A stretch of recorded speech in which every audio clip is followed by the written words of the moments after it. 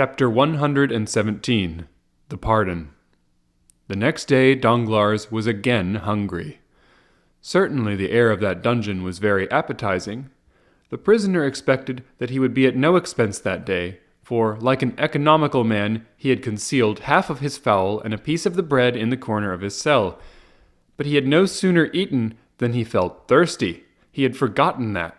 He struggled against his thirst till his tongue clave to the roof of his mouth.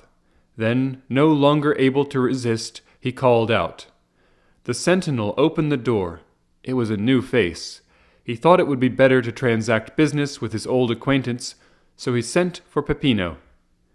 "Here I am, your Excellency," said Peppino, with an eagerness which Danglars thought favorable to him. "What do you want?" "Something to drink." "Your Excellency knows that wine is beyond all price near Rome." "Then give me water," cried Danglars, endeavoring to parry the blow. "Oh, water is even more scarce than wine, your Excellency. There has been such a drought." "Come," thought Danglars, "we are going to repeat the old story." And while he smiled as he attempted to regard the affair as a joke, he felt his temples moist with perspiration. "Come, my friend," said Danglars, seeing he made no impression on Peppino, "you will not refuse me a glass of wine?" "I have already told you that we do not sell retail." "Well, then, let me have a bottle of the least expensive." "They are all the same price." "And what is that?" 25,000 francs per bottle." "Tell me," cried Danglars, in a voice of extreme bitterness, "tell me that you wish to despoil me of all. It will be sooner over than devouring me piecemeal." "It is possible such may be the master's intention." "The master? Who is he?" "The person to whom you were conducted yesterday." "Where is he?" "Here." "Let me see him." "Certainly." And the next moment Luigi Vampa appeared before Danglars. "You sent for me?" he said to the prisoner. "Are you, sir, the chief of the people who brought me here?" "Yes, your Excellency. What then?" "How much do you require for my ransom?" "Merely the 5,000,000 francs you have about you." Danglars felt a dreadful spasm dart through his heart. "But this is all I have left in the world," he said, "out of an immense fortune. If you deprive me of that, take away my life also." "We are forbidden to shed your blood." "And by whom are you forbidden?" "By him we obey." "You do, then, obey someone?" "Yes, a chief." "I thought you said you were the chief." "So I am of these men, but there is another over me." "And did your superior tell you to treat me thus?" "Yes." "But my purse will be exhausted." "Probably." "Come," said Danglars, "will you take 1,000,000? "No." 2 millions? 3, 4, come, 4. I will give them to you on condition that you let me go." "Why do you offer me 4,000,000 for what is worth 5,000,000? That is a kind of usury, banker. I do not understand." "Take all, then. Take all, I tell you, and kill me." Come, calm yourself. You will excite your blood, and that would produce an appetite it would require 1,000,000 a day to satisfy. Be more economical." "But when I have no more money left to pay you?" asked the infuriated Danglars. "Then you must suffer hunger." "Suffer hunger?" said Danglars, becoming pale. "Most likely," replied Vampa coolly. "But you say you do not wish to kill me." "No." "And yet you will let me perish with hunger?" "Ah, that is a different thing." "Well then, wretches," cried Danglars, "I will defy your infamous calculations. I would rather die at once. You may torture, torment, kill me, but you shall not have my signature again." "As your Excellency pleases," said Vampa, as he left the cell. Danglars, raving, threw himself on the goatskin. Who could these men be? Who was the invisible chief? What could be his projects towards him? And why, when everyone else was allowed to be ransomed, might he not also be? Oh, yes, certainly a speedy, sudden death would be a fine means of deceiving these remorseless enemies, who appeared to pursue him with such incomprehensible vengeance. But to die? For the first time in his life, Danglars contemplated death with a mixture of dread and desire.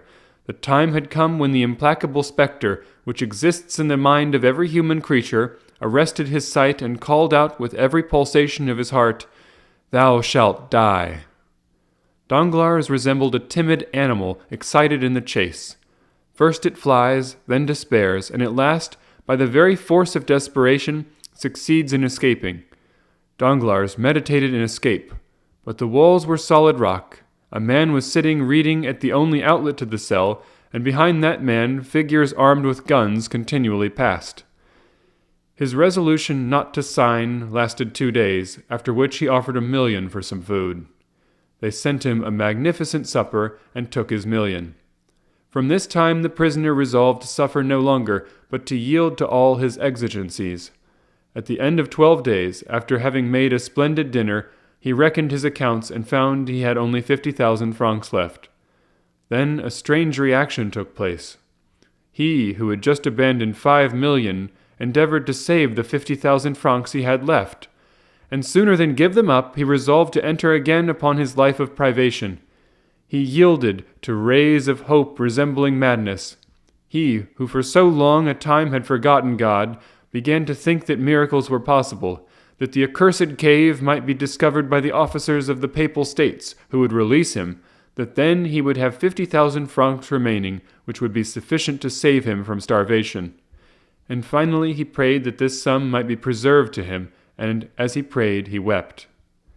3 days passed thus, during which his prayers were frequent, if not heartfelt.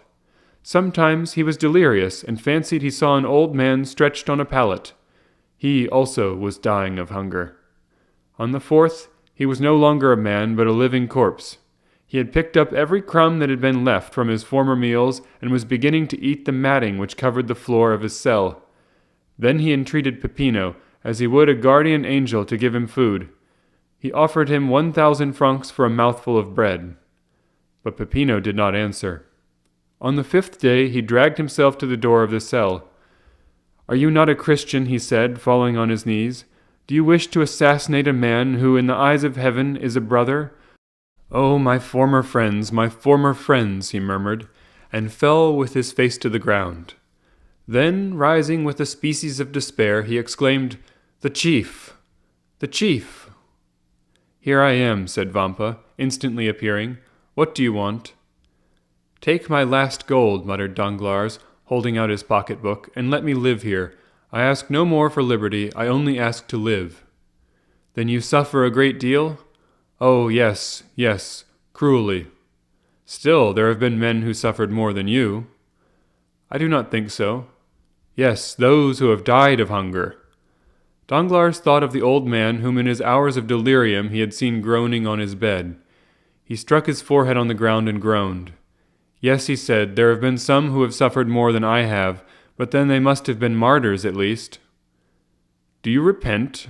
asked a deep, solemn voice which caused Danglars' hair to stand on end. His feeble eyes endeavored to distinguish objects, and behind the bandit he saw a man enveloped in a cloak, half lost in the shadow of a stone column. "Of what must I repent?" stammered Danglars. "Of the evil you have done," said the voice. Oh yes, I do indeed repent." And he struck his breast with his emaciated fist. "Then I forgive you," said the man, dropping his cloak and advancing to the light. "The Count of Monte Cristo," said Danglars, more pale from terror than he had been just before from hunger and misery.